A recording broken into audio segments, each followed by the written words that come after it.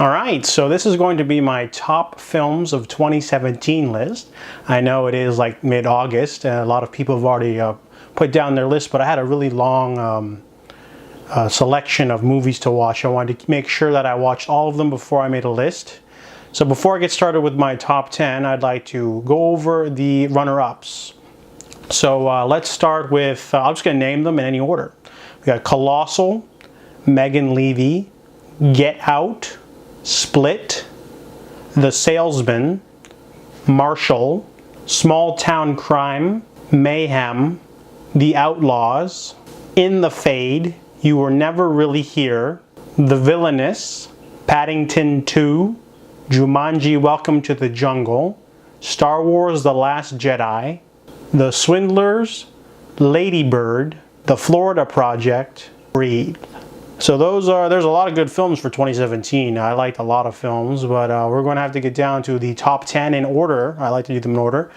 Usually for number 10, I always pick a horror film. I don't know why, it's just the way I used to do it. So number 10 will be Mother, the film by Darren Aronofsky. This movie, I never saw it in theaters. I wish I had now after I've seen it. The movie is a strange puzzle. It is a sort of allegory towards the Bible. I never knew that. I just remember the critics hating it, and it got like a low 40s on Rotten Tomatoes, so I skipped it. But then when I borrowed it from the library, I was floored by just the visceral nature of the movie. It's like, it starts off as a sort of allegory for people sort of invading, and then it becomes like a whole religion thing, and then the whole third act just becomes like a fever dream of intense violence and dystopia. I was floored by the entire thing. Really good work from everyone in the cast, from Ed Harris to Jennifer Lawrence, Javier Bardem, Michelle Pfeiffer, all the other, and then especially Kristen Wiig. She shows up and amazing. So Mother is number 10. Number 9 is Midnight Runners. It is a buddy cop comedy with a twist. They're not cops yet.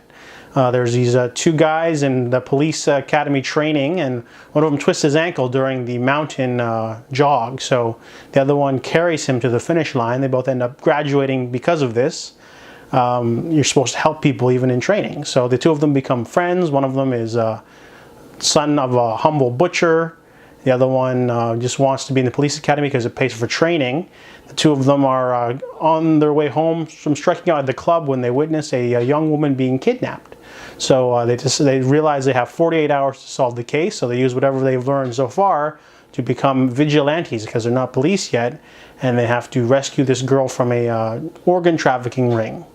So the movie is a lot of hilarious comedy. It's got a mix of action, humor, heart. It is a really interesting and fun concept. When I saw the trailer in theaters, I was immediately charmed. The movie delivers. So Midnight Runners is number 9. Number 8 is Stronger. It is a drama film starring Jake Gyllenhaal. What I really like about Jake Gyllenhaal is that he has been able to fight off the pretty boy label. He is a very good-looking man. However, he sticks to the more indie sort of films. I'm talking about like playing the anti-hero in Nightcrawler, or smaller drama films like Demolition, and this film, Stronger. He plays Jeff Bowman. He is a Costco employee that gets maimed at the Boston Marathon bombing, and the movie is a whole sort of emotional journey from a person who doesn't want to deal with their situation to someone who overcomes adversity in the face of terror and despair. It's a really great movie to showcase his acting. Everyone else does a pretty solid job, but he's obviously Jake Gyllenhaal is obviously the forefront of the entire movie. He carries it. Tatiana Maslany is really good too, but it's a great drama film because of the acting. It's mainly just for the acting. So Stronger is number 8. Number 7 is Professor Marston and the Wonder Woman. This film was written by someone that I don't really know of, but the concept of the creator of Wonder Woman is enough to intrigue me because Wonder Woman came out within the same year. It is a well-acted drama biopic about Professor Marston. He is married, and they sort of take on a young student to be his assistant, and they create the lie detector machine. But it's also a weird exploration of sexuality because the three of them sort of are dating together, and it's something that's very taboo in that time. However, the film is wonderfully acted and balanced by the three main leads. Everyone performs really well. The movie is definitely probably not 100% true to like real life, especially the ending, but the movie also explains why Wonder Woman was so lame for a while. There's a part in the comics where after she becomes, basically loses all of her powers and becomes Secret Agent Diana Prince. I think it was in the 70s, and people did not like that because, you know, they wanted to see Wonder Woman, you know, princess of the Amazons, you know, fighting the enemies and evils of the world. And the reason why she basically got stripped of her powers was because the company took over after Professor Marston died. So it's a really interesting biopic. Professor Marston and the Wonder Woman is number 7. Number 6 is Logan Lucky. This is a Steven Soderbergh heist movie that's really funny because it's a nice breath of fresh air. Everyone thinks that Steven Soderbergh wrote the movie himself and that the woman who wrote it is a pseudonym. We'll never know for sure. But the movie's hilarious, especially Daniel Craig stealing the show as Joe Bang. He is a person they bust out of prison in order to do the heist. They want to rob the Motor Speedway. However, they get delayed by a week and they have to rob, instead of the Coca-Cola one, they do the Indy 500, which is a lot more money. And the movie is very charming, amazing characters, amazing laughs, really great performances from the entire cast. It's a shame that it bombed at the box office, but for me, it's Logan Lucky's number 6. It is number 5. It is a Stephen King adaptation. I thoroughly enjoyed this horror film. Really great direction from Andy Muschietti. I noticed that the movie is really low budget. It's only like 30 million, but the movie looks fantastic for that budget. I also like the acting from the kids. Sometimes you could strike out with getting bad actor kids, but I thought everyone did a really good job except for Finn Wolfhard. He was overacting a lot. The movie's funny, it's charming, it captures a sort of kid spirit of Stephen King's book, even though it's not 100% scary. I liked all the little Easter egg nods too, like the deadlights and little things like that. I think the thing I liked most about it was that it's like a complete set movie. If they never made a sequel, you wouldn't notice, and I really like that aspect. So Stephen King's It is number 5. Number 4 is Baby Driver. This movie is a passion project of Edgar Wright. I was excited for this before it came out simply because Edgar Wright was attached, but he was right to do this movie and get it made because the movie is fabulous. It is like a musical without singing. Our main character has tinnitus and he cannot concentrate without music, so he's constantly listening to music, and he's also a devil behind the wheel. So it's like a classic sort of a heist movie, like the ones in the 70s and 80s, like The Driver or Gone in 60 Seconds, very similar to Drive. A movie about getaway drivers, but it's also got a cool, slick cast of characters, hilarious moments, hilarious characters. And the movie is very unpredictable. It goes from like, oh, this person's on my side, to not on my side, to on my side, to this person's now the bad guy. It's very unpredictable, it's stylish, it's cool, it's fun. Baby Driver is number 4. Number 3 is Ingrid Goes West. This little lesser-known indie movie is about a troubled young woman who loses her mother and inherits all of her money. She decides to go stalk a social media influencer on Instagram in California. So she moves out to California to be near her, visits the same salon and same places she eats, trying to find her, and basically slowly ingratiates her life into this other person and becomes her friend, but not really. It's sort of an interesting way of viewing social media and the negative aspects of it, but also like what happens when you become too obsessed with it. The movie goes into really dark places really well, but it's also because of the fantastic performances from Aubrey Plaza and Elizabeth Olsen especially. The movie is very unpredictable. It's like almost goes into the unrealistic crime thriller genre, but it stays away for a fabulous ending that just is like the icing on the cake. So Ingrid Goes West is number 3. Number 2 is Thoroughbreds. This movie, I saw it in 2018 in theaters. However, it came out in a film festival in 2017. So therefore, it's technically a 2017 film. So this movie is about 2 girls. They haven't been friends for a while. Lily is a sort of sociopath that cannot feel anything, while Amanda, sorry, it's the other way around. Amanda is a sociopath who can't feel anything. Lily is a spoiled rich girl who wants to get rid of her stepfather. So after they talk for a little bit, they decide, why not get rid of Daddy Dearest and control their lives? So this movie is wonderfully directed. It has the sensibilities of an Alfred Hitchcock thriller without going too over the top. But the performances and the playful banter, the cat and mouse is just beautiful. All the dialogue is just so crisp and wonderful. Quotable. I think it's because the writer-director was also a playwright before doing this movie. This is a debut film. He's definitely got a great career going if he can keep up the pace. But this movie is a powerful showcase of the acting from Anya Taylor-Joy, as well as the others, and especially the late Anton Yelchin, which is sad. But this movie is a dark comic thriller. It's hilarious. Well, not hilarious. It's funny. It's well directed, and it's very enjoyable. Thoroughbreds is number 2. Number 1 is Wonder Woman. A lot of people are probably surprised in my choice for number 1, but I have to explain why Wonder Woman is my favorite film of 2017. For me, Wonder Woman, I first started becoming a fan of her after seeing her in the Bruce Timm Justice League television series. I noticed that out of all the characters, she had the least amount of world building, you could say. I mean, back in the day, Batman had his own animated series, several. So did Superman. Superman had one, but Wonder Woman didn't get one. And then later on, Green Lantern would get one. But she, in the Justice League show, she only had about 3 or 4 episodes that were maybe, focused on her. I always wondered why they never had more Wonder Woman-esque or centric episodes. So I started with the George Perez era and then worked my way to Greg Rucka's run, all the way to Gail Simone, and then to the New 52. So I consider myself a big Wonder Woman fan because I've read most of her comics. I fell in love with the character throughout the storylines. If you're a fan of a comic book character, you have to sort of find them in their purest form, which is a comic book, right? I mean, a lot of movies and TV shows are based off the comics, so you have to find them at their purest form. So I became a really big fan of Wonder Woman over the years, and I really loved the 2009 Wonder Woman animated movie. And because that movie didn't sell well, they never made a sequel to that one either. So when I found out that Wonder Woman was actually getting a legit movie, I think back in 2009, I was so excited. After 2009, the animated movie sort of spurred on a little bit of interest for the character, and Joss Whedon was supposed to direct a movie, and he had Morena Baccarin as the main character. However, that got tabled, and creative differences, development hell, no more Wonder Woman movie from Joss Whedon.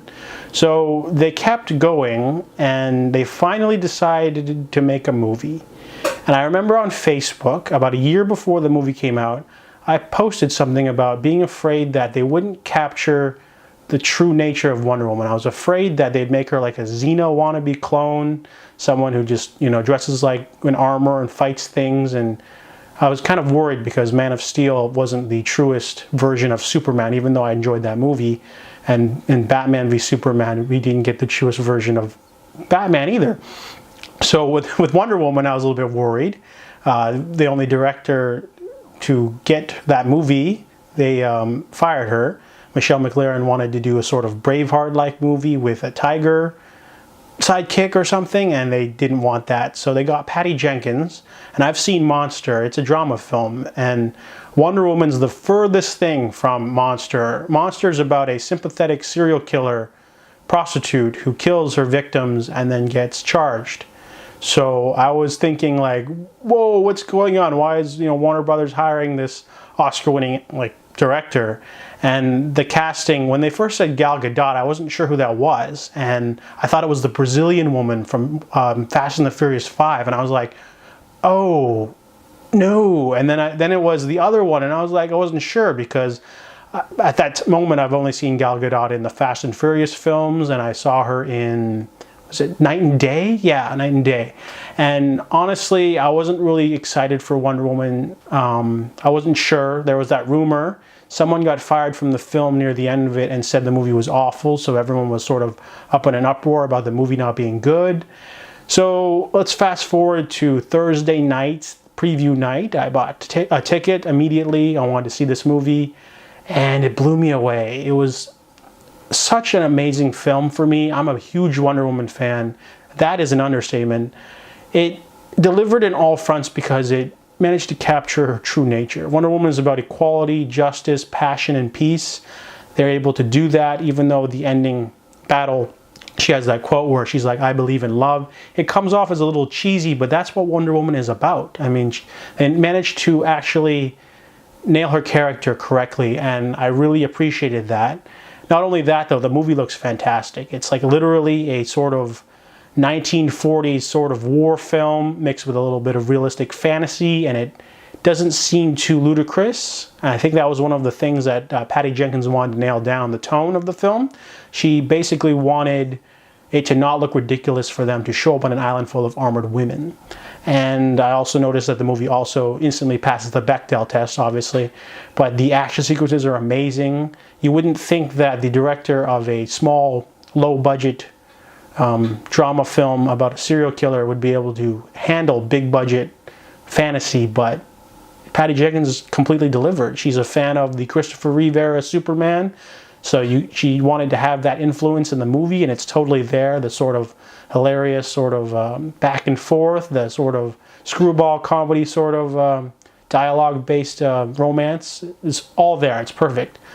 Now, I watched the movie 5 times in theaters because I liked it that much.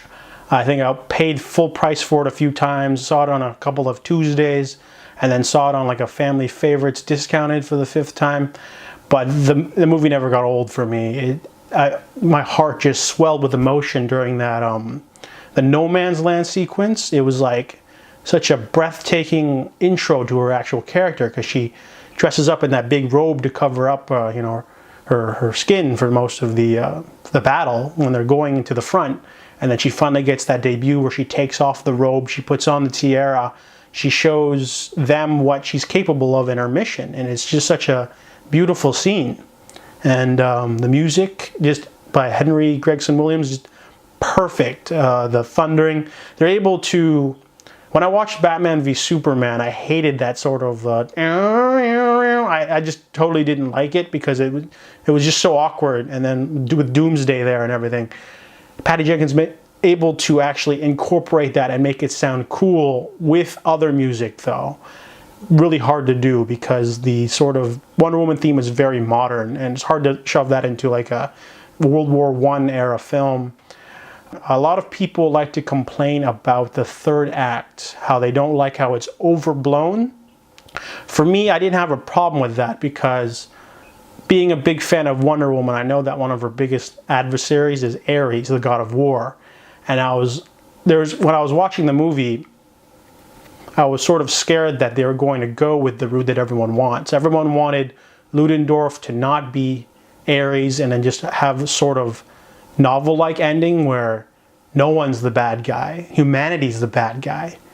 And then it just ends. And then that wouldn't make sense at all because according to Batman v Superman, she's been in hiding for the last like 60, 70 years. So that wouldn't make sense for her to just be like, oh no, humanity sucks. I'm never going to fight crime or do anything for the next almost like 5 decades. Like, that just doesn't really make sense. So I was actually really glad to see Ares in the movie. And at first I was a little bit disappointed because he's just wearing a suit. But then when he morphs that armor onto himself, I was just like, yes, I wanted to see that because I'm a fan of Ares. I've seen him a few times in the Justice League animated show. He's always shown as like in a business suit, but then like when his real form is he's always in armor because he's the god of war. And that scene where he goes like this, I was just like, that sort of small, because I was a teenager when I watched Justice League, that my heart just sort of leaped. I was just like, yes, I get to see Ares in armor form. And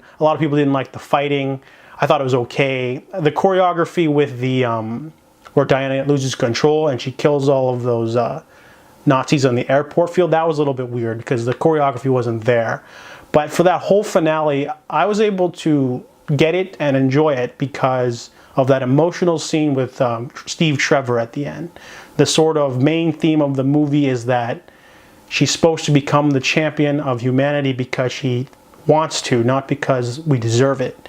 And I didn't really understand the whole 2 different same sequences. This is the first time he talks to her and she can't hear what he's saying. And the second time she sort of assumes what he said. We don't actually know what he said. I even timed it. during the third viewing, they don't match up. So it's just a sort of what she thinks he said. And I think it's a wonderful storytelling technique. It's very emotional. I think I cried when Steve Trevor died. Yeah, I did. And during the No Man's Land sequence. The movie is just so wonderful. I enjoyed it so many times. I own it now, obviously. Wonder Woman is number one.